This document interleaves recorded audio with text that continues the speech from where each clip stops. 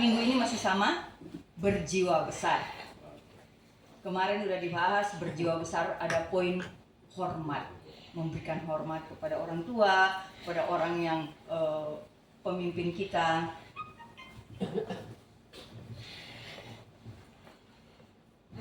Puji Tuhan.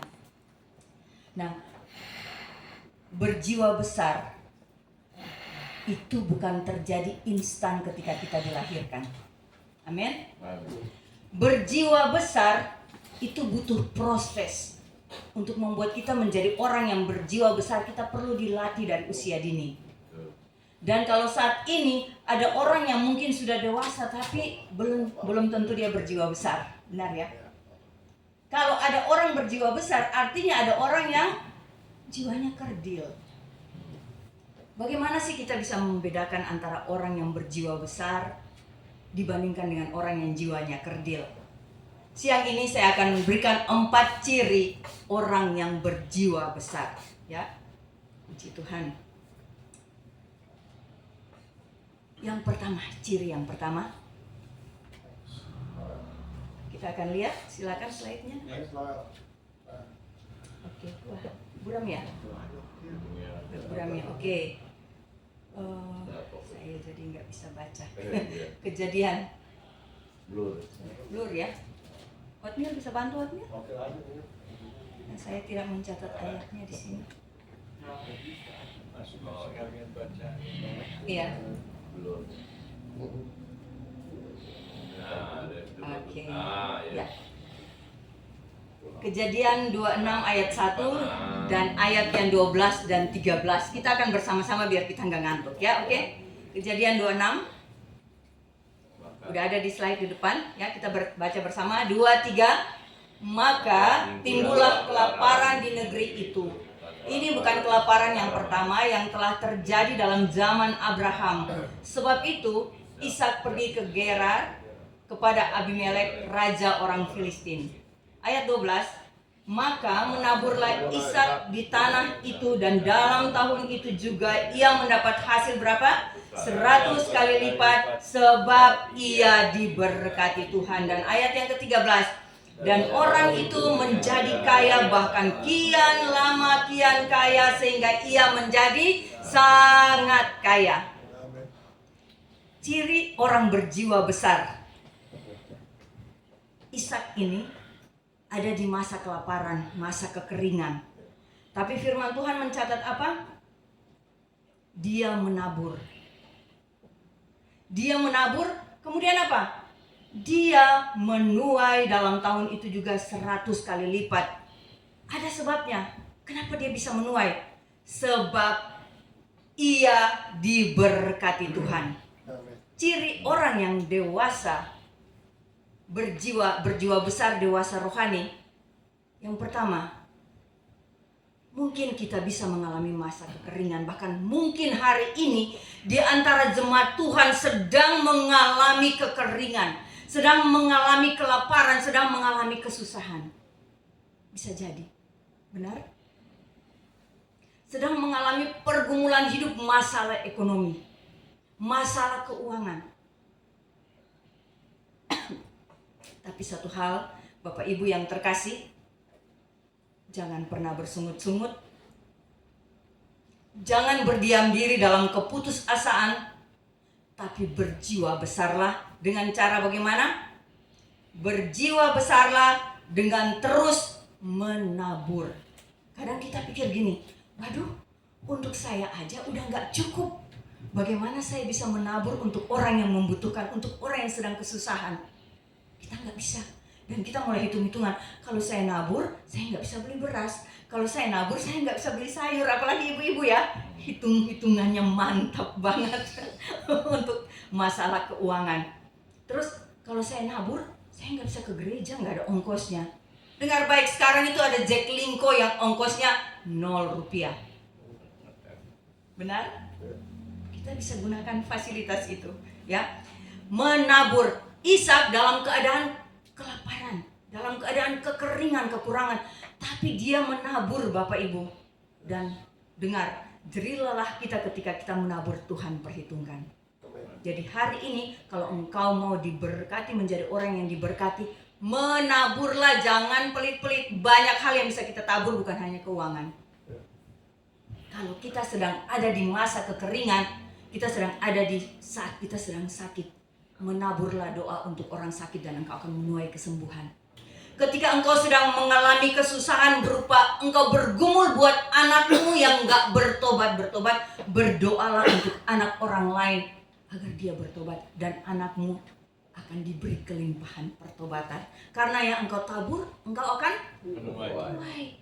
Kita tuai doa untuk keselamatan anak orang lain, maka anak kita pun akan mengalami keselamatan yang dari Tuhan. Kita pasti menuai hasilnya, walaupun saat ini belum kelihatan. Amin. Jadi jangan bersungut-sungut, jangan putus asa ketika engkau ada di masa kekeringan. Ishak menabur dan dia menuai. Bahkan firman Tuhan mencatat di ayat ke-13, ia menjadi kaya, bahkan kian lama kian kaya, sehingga menjadi sangat kaya. Kalau engkau menabur, Tuhan tidak pernah berhutang, engkau pasti menuai. Semakin besar kita tabur, semakin kita akan menuai besar. Tapi ketika kita menabur, jangan dengan harapan nanti Tuhan ganti. Enggak. Perlu ketulusan hati dalam menabur. Ya. Kadang kita mau menabur itu harus dengan mencucurkan air mata. Tapi ketika Roh Kudus berkata menabur, lakukan. Karena di balik itu ada mujizat. Amin. Saya pernah Tuhan bilang gini, yang ada di rekeningmu kirim buat orang itu. Dan saya, waduh Tuhan, terus nanti saya mau belanja bagaimana, ongkos bagaimana, ada kebutuhan sehari-hari itu bagaimana. Tapi Tuhan bilang begini, saya mendengar kuat di hati saya begini, hari ini juga kau menerima upahnya. Dan saya melangkah dengan iman. Saya bilang, saya menabur dengan mencucurkan air mata karena saya nggak tahu hari esok saya bagaimana. Dan saya tabur Bapak Ibu. Tapi tahukah, itu saya tabur pagi, siang. Saya diberi Tuhan 10 kali lipat dari yang saya tabur. Dan itu dari orang yang tidak pernah saya bayangkan. Tuhan kita gak pernah berhutang, dia pasti ganti apa yang kita tabur. Jadi menaburlah sekalipun engkau ada dalam masa kesesakan, ada dalam masa kekeringan, ada dalam masa kesusahan besar. Amin. Itu adalah orang yang berjiwa besar. Yang kedua, poin yang kedua, ya, orang yang berjiwa besar itu dia akan memperbesar kepercayaannya pada Tuhan di masa kesesakan. Kita masih ingat kisah Daud, ya. Kita baca dulu 1 Samuel 30 ayat 6 dan ayat yang ke-18. Kebaca semuanya? Oke. 2, 3 ayat 6. Dan Daud sangat terjepit karena rakyat mengatakan hendak melempari dia dengan batu. Seluruh rakyat itu telah pedih hati, masing-masing karena anak-anaknya laki-laki dan perempuan. Tetapi Daud menguatkan kepercayaannya kepada Tuhan Allahnya. Ayat 18. Daud melepaskan semua apa yang dirampas oleh orang Amalek itu. Juga kedua istrinya dapat dilepaskan Daud. Jadi kisahnya, Daud ini mau berperang membantu orang Filistin untuk berperang melawan Israel. Karena dia dalam pelarian, ya. Tapi tiba-tiba mereka bilang begini, ini kan dia yang orang bernyanyi bahwa dia membunuh berapa? Berlaksa-laksa. Jangan-jangan nanti di tengah peperangan dia membelot ke Israel, karena Israel saudaranya dia. Akhirnya dia disuruh sama Raja Akas, pulang aja dengan kelompoknya itu, pulang. Gak boleh berperang. Daud sempat kecewa, orang-orangnya kecewa karena gak ikut berperang, tapi mereka pulang. Apa yang terjadi? Mereka balik ke Filistin. 3 hari perjalanan dari medan peperangan sampai di tempat mereka tinggal, yaitu Siklak. Ternyata apa? Siklak Negeb itu sudah dibakar oleh orang Amalek, ya. Udah terbakar. Dan yang lebih menyakitkan lagi, istri, anak, kemudian apa lagi? Lembu sapinya semua udah dijarah, dibawa pergi. Makanya dibilang gini, ayat 3 gini, Daud terjepit karena apa? Masyarakatnya bilang ini, mereka mau melempari dia dengan batu. Karena mereka kehilangan orang-orang terkasih, kehilangan harta benda. Kalau kita ada di masa kesesakan, apa yang kita lakukan? Ya. Tiba-tiba kita dengar kabar, dijauhkan Tuhan, anak kita terlibat narkoba. Anak kita terlibat tawuran bebas. Anak kita terlibat seksualitas yang tidak kudus. Apalagi istri kita dijauhkan Tuhan, selingkuh. Suami kita selingkuh. Apalagi kita divonis dokter sakit yang tidak bisa disembuhkan, hanya hitung sebulan, hanya hitung hari usia kita. Kita di masa kesesakan. Besok jatuh tempo pembayaran uang sekolah anak. Jatuh tempo pembayaran uang kontrakan.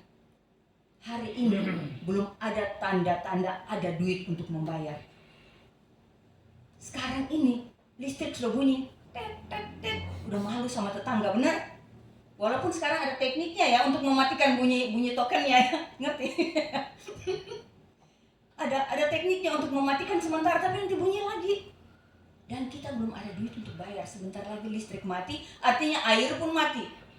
Nah, di masa kesesakan apa yang kita lakukan? Biasanya langsung di pikiran kita gini, siapa yang harus jadi korban kita saat ini? Benar? Biasanya kita pikir siapa? Saudara terdekat yang kira-kira mampu. Benar? Kecenderungan kita seperti itu. Tapi hari ini saya mau berkata, jangan pakai pola lama untuk mengatasi kesesakanmu. Amin. Pakai firman Tuhan. Firman Tuhan bilang apa? Daud menguatkan kepercayaannya kepada Tuhan. Waktu kita menguatkan kepercayaan kita kepada Tuhan, percaya, mujizat pasti ada. Kenapa? Karena Tuhan merancangkan setiap kita di tempat ini bukan menjadi orang yang kalah, tapi lebih dari pemenang seperti seorang Daud. Waktu dia memperkuat kepercayaannya kepada Tuhan, apa yang terjadi? Firman Tuhan berkata, hamba Tuhan bilang begini, Tuhan bilang gini, pergi, rebut kembali istri anak lembu sapi yang dijarah, engkau akan beroleh kemenangan. Waktu Tuhan berkata dia beroleh kemenangan, dia pergi. Walaupun ada orang-orang yang akhirnya karena capek, udah dari Filistin capek berjalan 3 hari, mengundurkan diri sehingga tinggal beberapa orang ikut dia. Tapi firman Tuhan mencatat di akhirnya Daud melepaskan semua apa yang dirampas oleh orang Amalek itu. Juga kedua istrinya dapat dilepaskan Daud. Dia menjara apa? Dia ambil istri anak-anaknya, lembu sapi, bahkan dia menjara semua orang Amalek. Dan firman Tuhan bilang ini, dia tumpas semua habis kecuali 400 orang yang melarikan diri. Amalek habis, tinggal 400 yang melarikan diri. Dan semua hartanya kembali, tidak ada yang terhilang. Hari ini, bila engkau dalam masa kesesakan, dengar baik. Perkuat kepercayaanmu kepada Tuhan. Itu adalah ciri khas orang yang berjiwa besar. Jangan duduk menangis, jangan putus asa, dan jangan give up. Jangan menyerah. Perkuat kepercayaanmu kepada Tuhan. Bagaimana caranya memperkuat kepercayaan kita? Kita punya cara. Intim dengan Tuhan. Renungkan firman Tuhan siang dan malam. Di Mazmur 1 bilang gini, orang yang merenungkan firman Tuhan siang dan malam adalah orang yang berbahagia. Amin. Amin. Dan dia akan seperti pohon yang ditanam di tepi aliran air, yang menghasilkan buahnya pada musimnya dan tidak pernah layu daunnya. Apa musim saat ini? Musim kesesakan? Musim kekurangan? Musim karena engkau sedang sakit? Karena engkau sedang sedih, engkau sedang berduka, engkau sedang terluka, sedang hancur hati, sedang diproses Tuhan? Mungkin itu musimmu. Tapi dengar baik.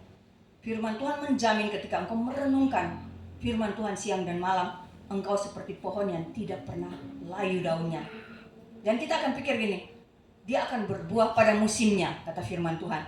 Oh, berarti nanti kalau musim berbuah, kita pasti berbuah. Kita menunggu musim berbuah. Nah, setahun ada berapa kali musim berbuah? Kalau mangga, sesekali, bisa hanya 2 kali ya. Jarang ya 2 kali mangga berbuah ya. Durian apalagi? Kebanyakan buah-buahan itu berbuah setahun sekali. Dan kita, setahun sekali kita akan baru bisa berbuah. Dengar, tidak hanya sebatas itu. Firman Tuhan berikutnya bilang gini, apa saja yang diperbuat berhasil. Orang yang merenungkan firman Tuhan, apa saja yang dia perbuat berhasil. Artinya gini, bodoh amat musimnya. Mau musim kemarau seperti tadi Ishak musim kekeringan, musim kesusahan, kita akan tetap berbuah selama kita duduk dengan firman Tuhan, kita duduk merenungkan firman Tuhan, kita intim dengan Tuhan dalam doa pujian penyembahan kita intim membangun hubungan yang erat dengan Tuhan. Percaya, apapun musimmu, mau musim kemarau, musim hujan, musim banjir, musim COVID, kita akan tetap berbuah. Dan apa saja yang kita perbuat berhasil. Buktinya Ishak di musim kekeringan, apa yang diperbuat? Dia menabur, dia menuai. Amin. Jadi di masa kesesakan seperti seorang Daud, tetaplah perkuat kepercayaanmu kepada Tuhan. Jangan goyah, jangan putus asa, jangan kecewa dengan Tuhan. Amin. Puji Tuhan. Saya nggak dengar tepuk tangannya. Ayo kita tepuk tangan dulu bagi Allah kita yang dahsyat. Puji Tuhan, puji Tuhan. Oke. Ciri orang berjiwa besar yang ketiga. Masih ingat kisah ini? Siapa? Yang borok penuh di badannya. Ayub. Oke, kita baca ya. Ayub 42 ayat 5 sampai 6 dan ayatnya yang ke-10. Ayat 5, 2, 3. Hanya dari kata orang saja aku mendengar tentang engkau, tapi sekarang mataku sendiri memandang engkau. Ayat 6. Oleh sebab itu aku mencabut perkataanku dan dengan menyesal aku duduk dalam debu dan abu. Ayat ke-10. Lalu Tuhan memulihkan keadaan Ayub setelah ia meminta doa untuk sahabat-sahabatnya, dan Tuhan memberikan kepada Ayub 2 kali lipat dari segala kepunyaannya dahulu. Apa sih yang kita alami melebihi seorang Ayub? Dalam sekejap anaknya mati semua. Dalam sekejap lembu sapi, unta, dombanya semua dirampas.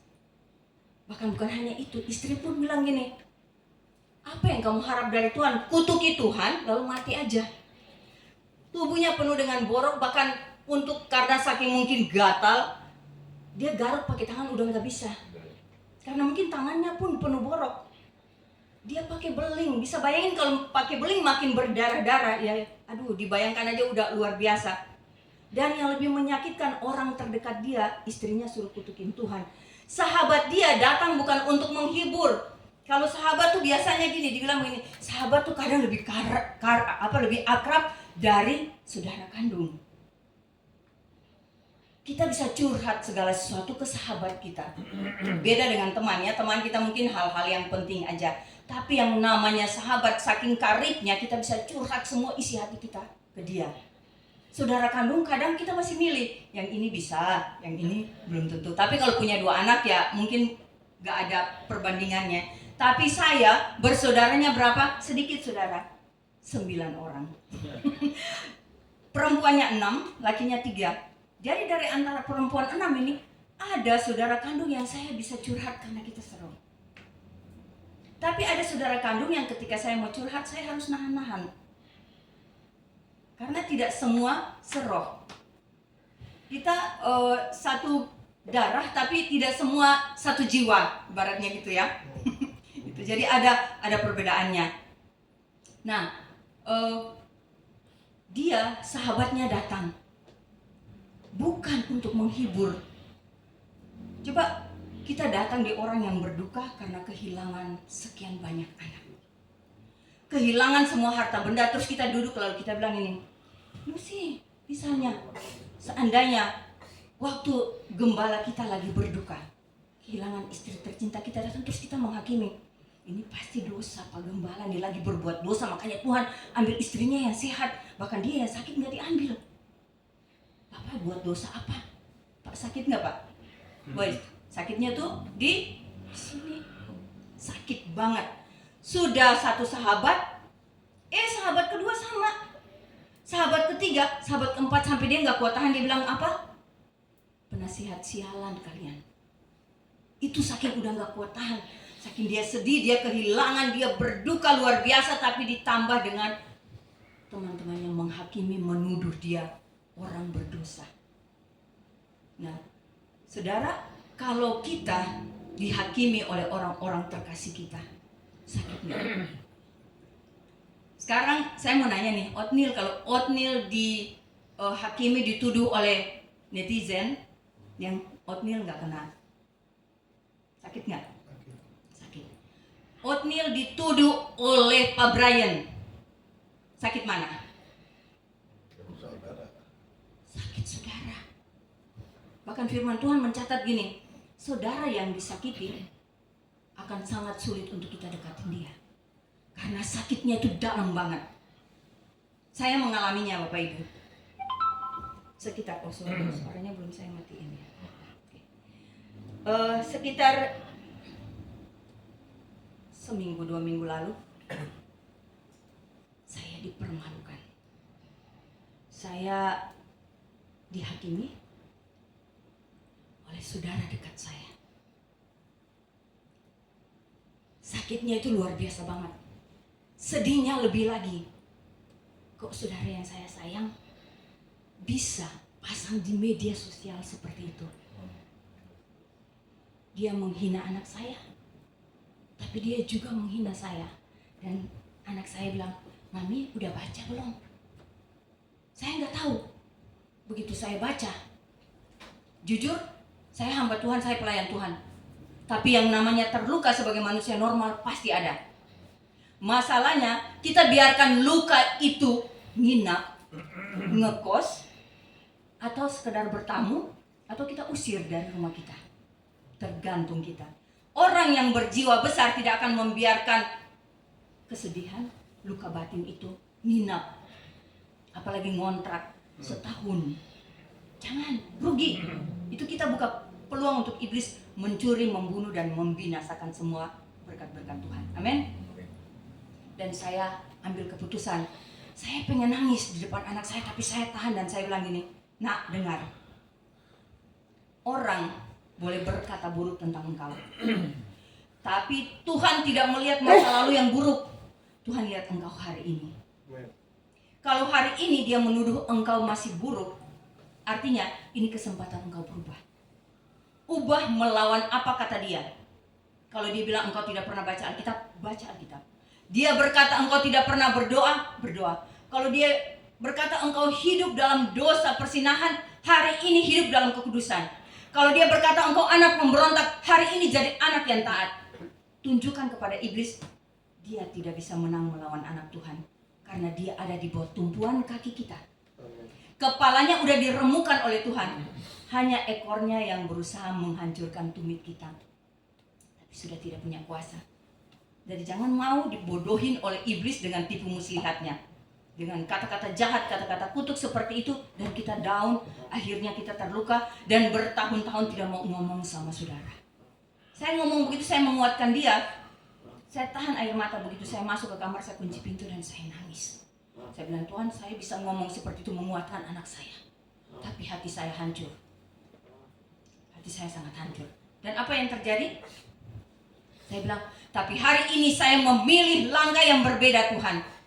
Saya mulai berlutut dan saya bilang gini, saya lepaskan pengampunan, tapi saya tolak kata-kata kutuk dan kata-kata jahat negatif tidak akan berpengaruh atas hidup saya dan anak-anak saya. Dan saya memberkati anak-anak saya tidak akan seperti yang dikatakan. Saya pun tidak seperti yang dikatakan. Karena hari ini Tuhan melihat kita berdiri di hadapan Tuhan. Dan kita mendapatkan perkenanan Tuhan. Dan saya berdoa memberkati dia. Setelah saya melakukan tindakan mengampuni, berdoa, memberkati dia, apa yang terjadi? Saya mengalami damai sejahtera, sukacita, ketenangan. Kesedihan saya Tuhan ambil alih. Tuhan ganti dengan sukacita.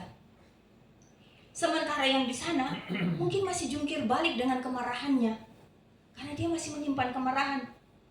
Dia buka pintu untuk iblis karena Tuhan bilang gini, jangan menyimpan amarahmu sampai matahari terbenam. Nah, kita berhenti di sana. Tapi ada kelanjutannya, firman Tuhan bilang gini, jangan beri kesempatan kepada iblis. Kalau kita marah sampai matahari terbenam, kita berikan kesempatan bagi iblis untuk punya pintu masuk, berpijak. Dan tugas iblis apa? Mencuri, membunuh, membinasakan.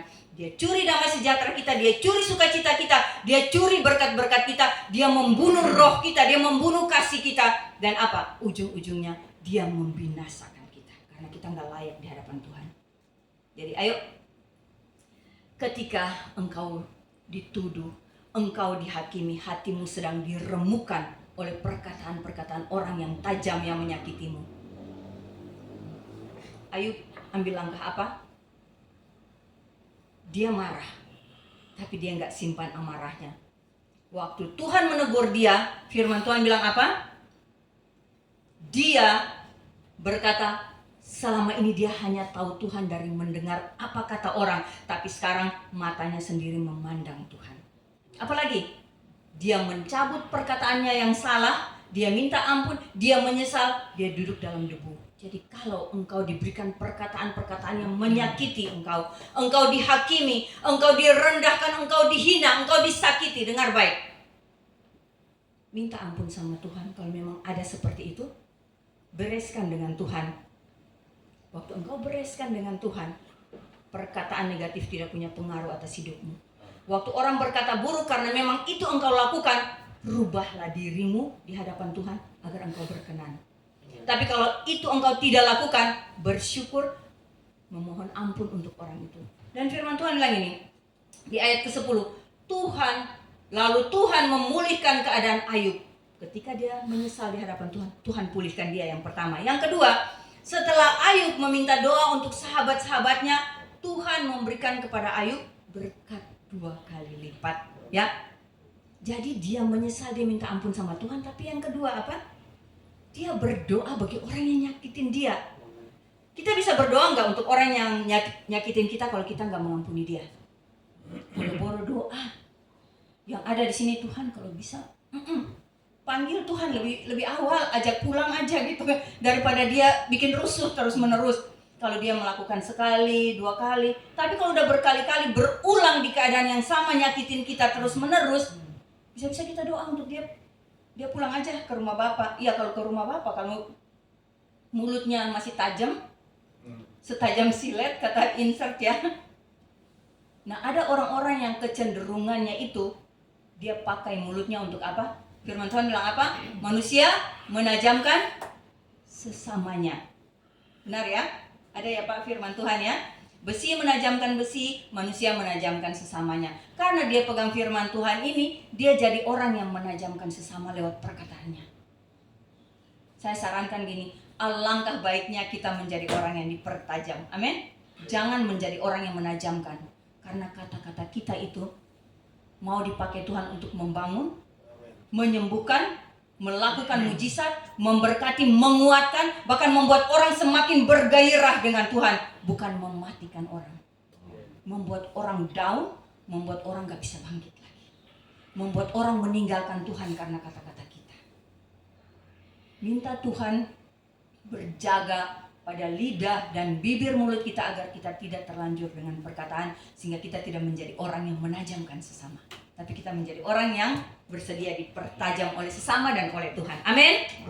Berjiwa besar artinya kita mengakui kedaulatan Tuhan, mengampuni dan mendoakan orang yang menyakiti kita ketika kita dihina, direndahkan, dipermalukan, dihakimi, dan saat hati kita terluka.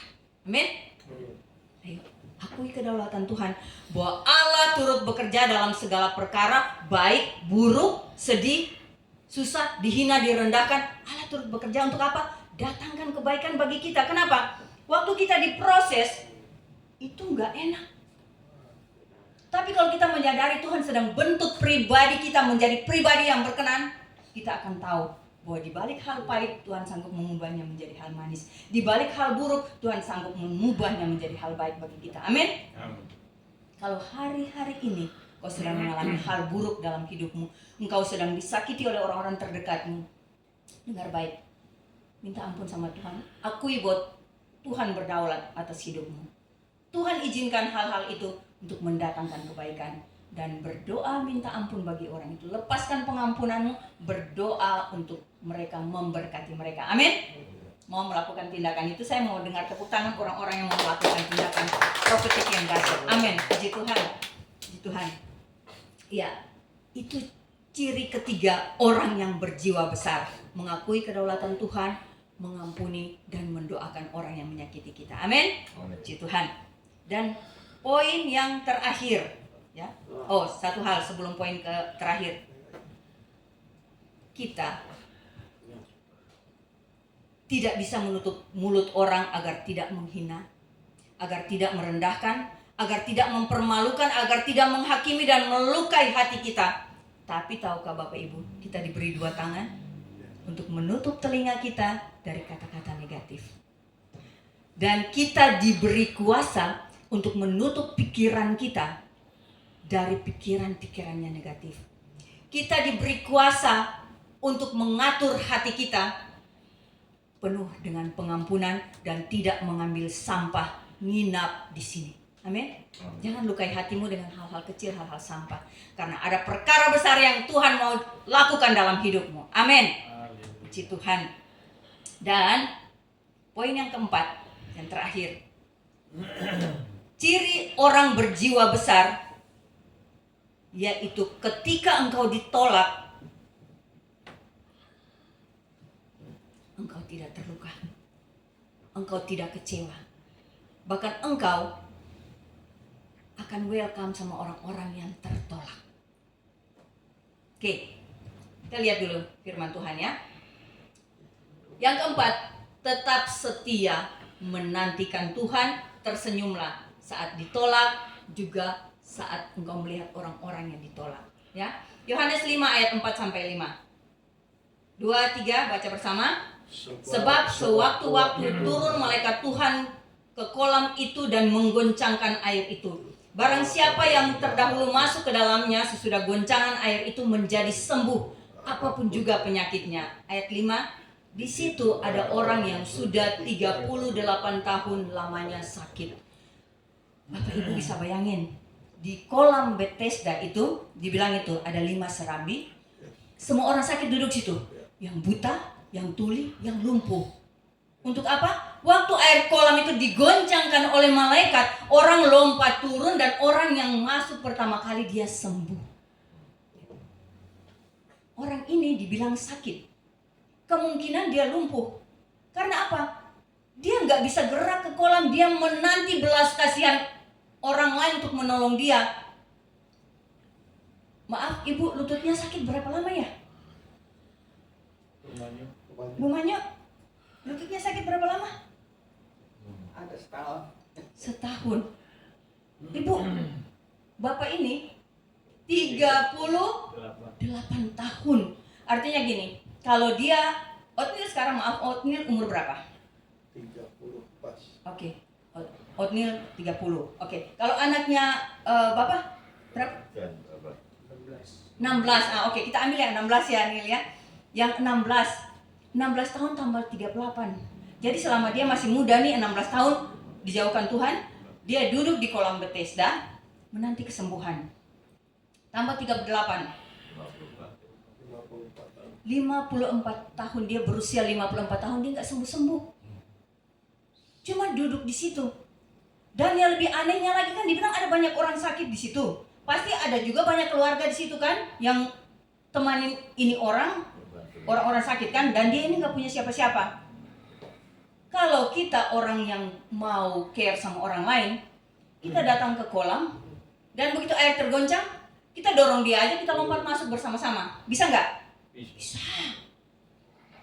Atau ya udah hari ini mungkin aku tolong dia karena dia udah terlalu lama, udah tua di situ, dorong dia duluan gitu, kan? Kalau kita punya hati yang care sama orang lain, kita pasti lakukan itu. Tapi Alkitab mencatat itu enggak? Sama sekali enggak.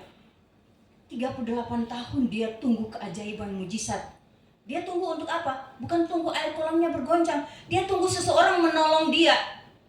Tapi 38 tahun tidak ada pertolongan. Seburuk itukah perhatian kita sama orang yang susah? Saya berdoa kita di tempat ini punya hati yang care sama orang-orang yang butuh pertolongan. Amin. Tuhan kasih kita hati yang berbeda.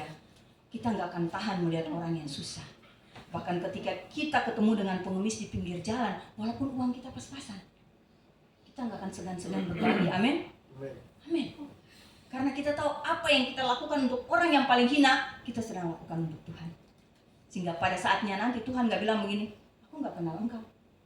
Udah berkhotbah, udah melakukan mujizat, Tuhan bilang Tuhan gak kenal. Karena apa? Lakukan hal kecil untuk orang terhina aja gak pernah kita lakukan. 38 tahun, bisa kebayang nggak sih?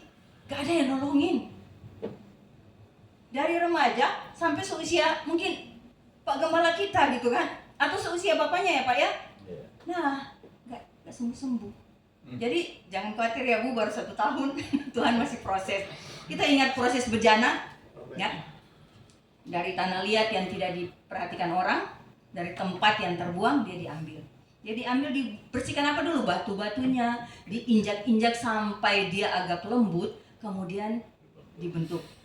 Dibentuk, waktu dibentuk salah, dia apa lagi? Dihancurin lagi, dibentuk lagi. Dan kalau keramik yang biasa yang bilang made in China yang mahal-mahal itu, yang tinggi-tinggi ya, yang 5 jutaan ke atas, itu proses pembakarannya bukan sekali, bisa 2 kali pembakaran.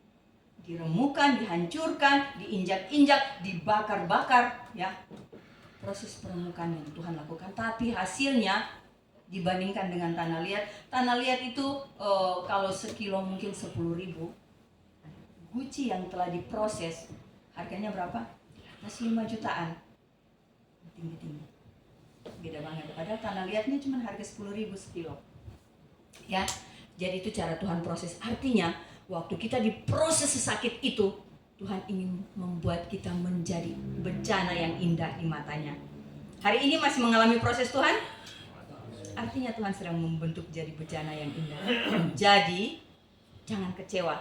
Firman Tuhan katakan apa? Tetap setia menanti waktu Tuhan. Kenapa? Waktu nggak ada orang yang care sama dia, ada satu pribadi yang datang. Dan dengan kasih, dan Tuhan bilangin, apa yang engkau mau aku lakukan?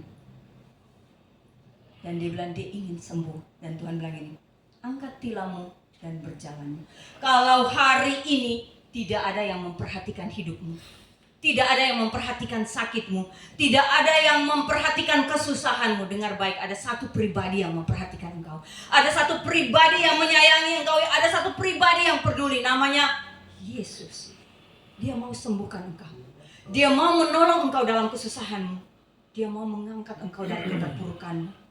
Dia mau menjawab setiap doamu untuk anakmu, suamimu, istrimu, untuk keluargamu. Dia mau menolong engkau dalam usahamu yang hari-hari ini turun drastis. Dia mau menolong engkau yang belum mendapatkan pekerjaan. Dia mau membuat engkau berhasil dalam pendidikanmu. Dia mau membuat engkau dipromosikan dalam pekerjaanmu. Ada satu pribadi yang mengasihi kita. Dan kalau hari ini kita ambil bagian untuk memuliakan Tuhan, itu artinya pribadi itu menyayangi kita. Amin. Karena kita ambil bagian yang terbaik, kita ada di tempat ini. Oke. Saya ulangin kesimpulannya untuk kita. 4 ciri orang berjiwa besar.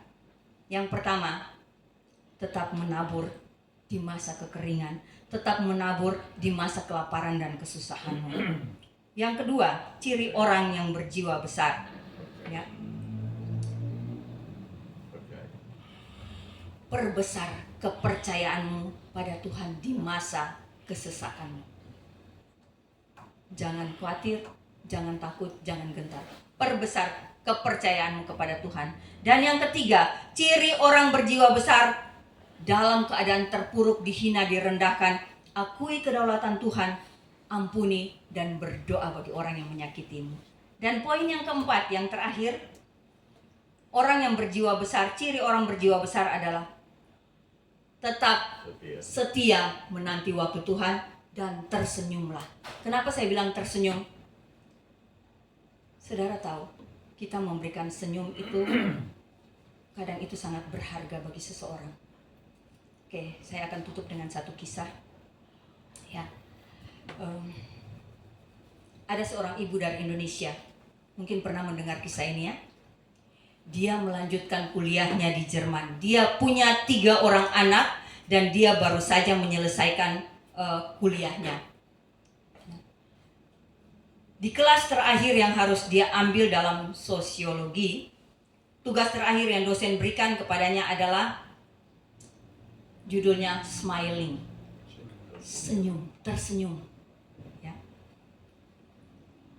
Seluruh siswa diminta untuk memberikan senyuman kepada 3 orang asing yang ditemuinya dan mendokumentasikannya Dan setelah itu siswa diminta untuk presentasikan di depan kelas. Nah Bapak Ibu, ibu ini dia orang yang mudah bersahabat. Kalau kita orang yang mudah bersahabat, gampang tersenyum nggak? Gampang banget, ya. Orang nggak kenal pun kita kadang tersenyum, ya. Tersenyum. Dan ciri khas orang di sana itu, saya pernah ke Amsterdam. Itu orang yang kita nggak kenal, begitu kita lewatin dia begini. Good morning, good day, gak kenal, dan dia berikan senyum. Dan saya bilang, wow, Indonesia negara yang ramah katanya, ya. Tapi orang di sana itu sangat menghargai satu dengan yang lain waktu ketemu, walaupun kita belum kenal, ya. Nah, karena dia merasa bahwa dia orang yang bersahabat, sangat bersahabat dan selalu tersenyum pada setiap orang, jadi dia pikir tugas itu sangatlah mudah. Bapak Ibu yang terkasih, saat dia menerima tugas itu, dia bergegas temui suami dan anaknya yang menunggu dia, anak bungsunya yang menunggu dia di taman kampus, lalu mereka pergi ke restoran McDonald. Pagi itu udara di Jerman sangat dingin dan kering. Dan waktu suaminya itu mau antri di depan counter, dia bilang begini, perhatikan anak aja, cari tempat duduk, nanti saya yang antri, ya. Waktu dia sedang dalam antrian, apa yang terjadi? Dia mendadak kaget karena orang-orang yang ada di antrian bergerak menyingkir semuanya. Menyingkir, dan bahkan orang yang semula ada di antrian di belakang dia pun ikut menyingkir keluar dari antrian. Perasaan panik mulai kuasai dia, Bapak Ibu. Waktu dia lihat mengapa orang menyingkir, dia berbalik dan dia mencium bau yang busuk.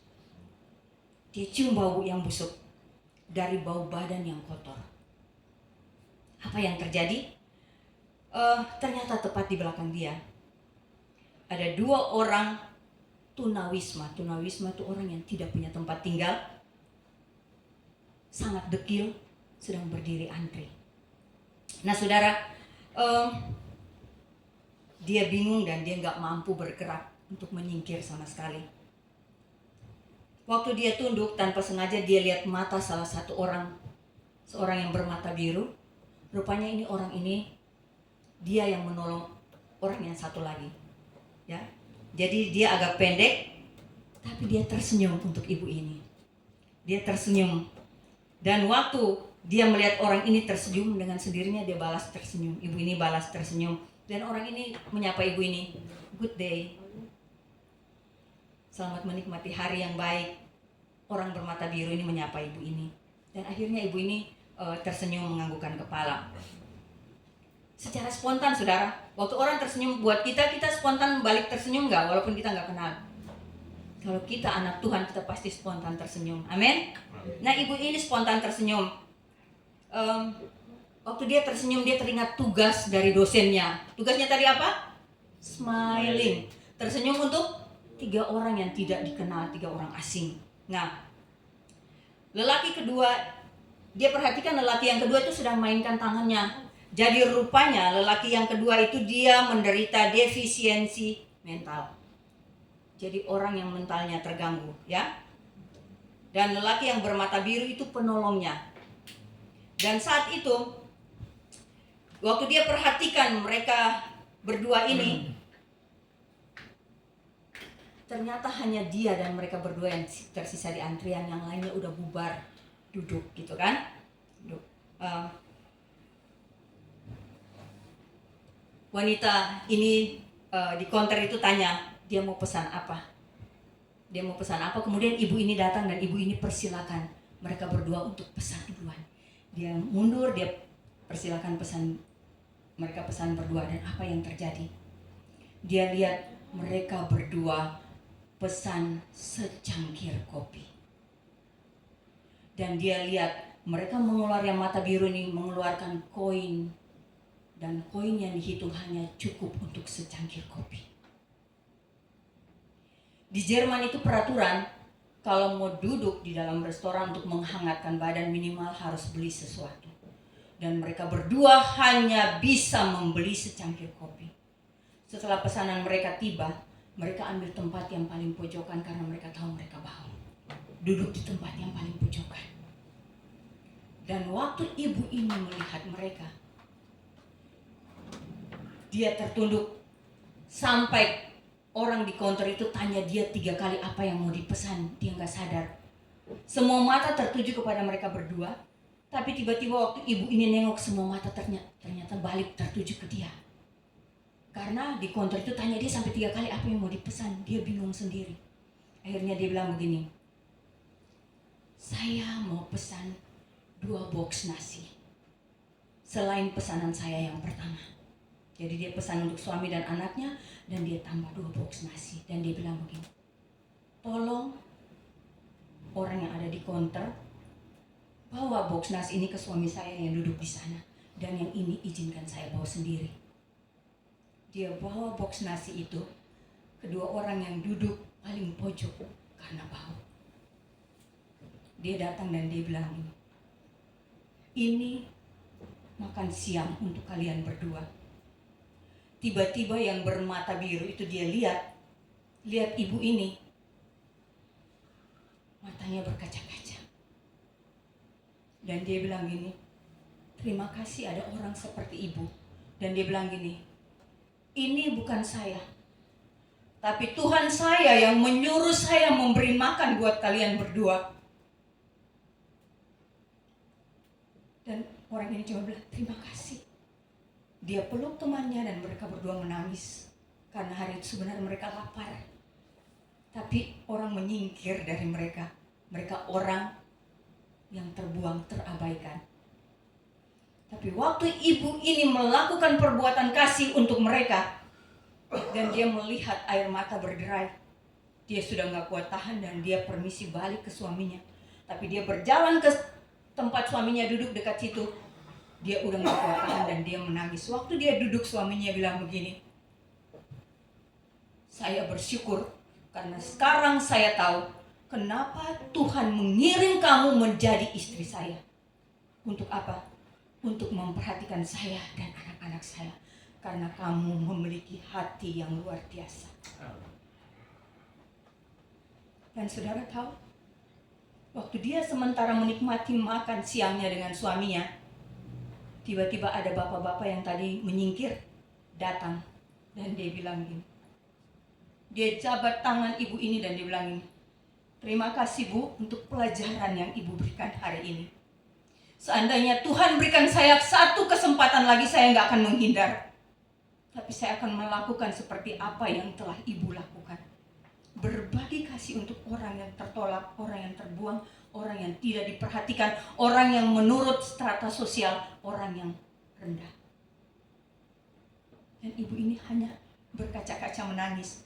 Dan tiba-tiba 1 demi 1 orang di restoran itu datang. Berterima kasih. Berterima kasih. Dan terakhir, waktu dia dan suami mau jalan keluar, Roh Kudus menggerakkan dia untuk nengok kedua orang tadi. Mereka masih menghangatkan badan di sana. Tapi waktu dia nengok, kedua orang ini pun nengok ke dia sambil melambaikan tangan dengan mata berkaca-kaca. Orang yang terabaikan tapi tahu berterima kasih, tahu bersyukur. Karena air mata melambangkan dia bersyukur dia diberi makan. Dan waktu ibu ini sampai ke kampus, dia memberikan paper ini, tulisan ini ke dosennya. Dan dosennya bilang begini, Bu, izinkan saya membaca papermu di depan semua siswa yang lain. Dan waktu dosen itu berdiri dan dia mulai membaca kisah itu, saudara tahu, semua mahasiswa tiba-tiba berdiri dan peluk ibu ini dengan menangis. Dan dia bilang gini, smiling yang diberikan ini akan berkesan seumur hidup untuk kita. Karena di balik senyum ada perbuatan kasih yang menolong orang yang tertolak. Amin. Jadi kalau engkau menjadi orang yang tertolak, yang diabaikan selama sekian tahun, dengar baik, ada satu pribadi yang peduli. Ibu ini digerakkan Tuhan karena Tuhan peduli dengan 2 orang yang tertolak. Jangan tutup hatimu terhadap orang yang tertolak. Dan ketika engkau sendiri yang ditolak, jangan terluka. Karena Tuhan mau melakukan keajaiban. Dia mengalami mujizat karena dia setia menunggu waktu Tuhan. Nantikan waktu Tuhan. Karena dibilang apa? Indah pada waktunya. Apapun musim hidupmu hari ini, sepahit apapun yang sedang engkau alami, sesakit apapun penyakit yang menyerang engkau, dengar baik. Ada satu pribadi yang mengasihimu. Dia hanya ingin engkau berjiwa besar. Setia sama Tuhan sampai akhir hidupmu. Saya akan tutup dengan kata-kata yang luar biasa yang saya dapatkan dari kisah tadi. Ya, dikatakan begini, saudara. Orang bijak berkata, banyak orang yang datang dan pergi dalam kehidupan kita. Tetapi hanya sahabat sejati yang akan meninggalkan jejak di dalam hatimu. Dan siapa sahabat sejati itu? Yesus. Dia sahabat sejati yang akan terus meninggalkan jejak dalam hatimu. Sekalipun banyak orang meninggalkan engkau saat ini. Amin. Yesus tidak akan meninggalkanmu. Untuk berinteraksi dengan dirimu, gunakan nalarmu. Tetapi untuk berinteraksi dengan orang lain, orang yang tertolak, gunakan hatimu. Amin. Gunakan hatimu. Biar firman Tuhan hari ini memberkati kita semua. Kita angkat satu lagu pujian. Yesus, terima kasih Tuhan. Terima kasih.